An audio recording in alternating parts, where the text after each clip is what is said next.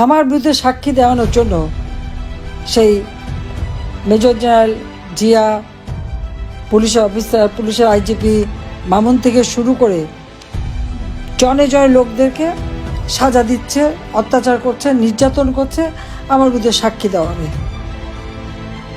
আর সাক্ষী দেওয়া তো লাগে না, আবু সাইদের বাবাই তো সাক্ষী দিয়ে গেছে।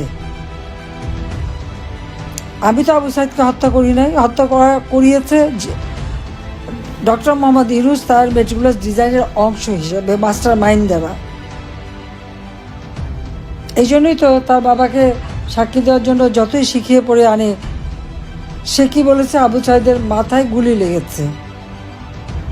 আর সারা দুনিয়া দেখেছে আবু সাইদ বুক পেতে দিয়ে গুলি নিয়েছে। তার ডেড বডিতে, যদি পুরো ডেড বডিতে লক্ষ্য করবেন দেখবেন সে রাবার বুলেটে সমস্ত শরীর ঝাঁঝরা হয়ে আছে, কিন্তু কোনো মেটাল বুলেট কিন্তু সেখানে নাই।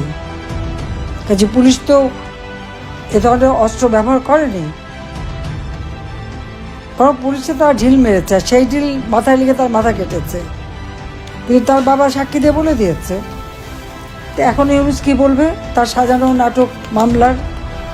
নিজের সন্ত্রাসী, জঙ্গি, দুর্নীতিবাজ, অর্থ আত্মসাৎকারী, আর নিজের দায়ভার চাপাচ্ছে আওয়ামী লীগের অগণিত নেতা কর্মীদের উপর, আর আওয়ামী লীগকে একের পর এক অত্যাচার, নির্যাতন। কাজে আমি সাবধান করে দিচ্ছি, এই বিএনপি জামাত যথেষ্ট হয়ে গেছে, কিন্তু প্রত্যেকের চেহারা মনে রাখতে হবে, একজনকেও ছাড় দেওয়া হবে না। সবগুলি বিচার তো হবেই হবে, আর তাদের মব সন্ত্রাস করেছে ওরও জবাব দেওয়া হবে। আর যত ঘর বাড়ি যা কিছু পুড়িয়েছে, ভেঙেছে, করেছে, ইনশাআল্লাহ এদের ব্যাপক সম্পত্তি, হাজার হাজার কোটি টাকা বানিয়েছে ইউনূসের চালা চামুন্ডারা, ওই সব টাকা এই সমস্ত কম্পানসেশন হিসেবে দিয়ে দেবো সবাইকে।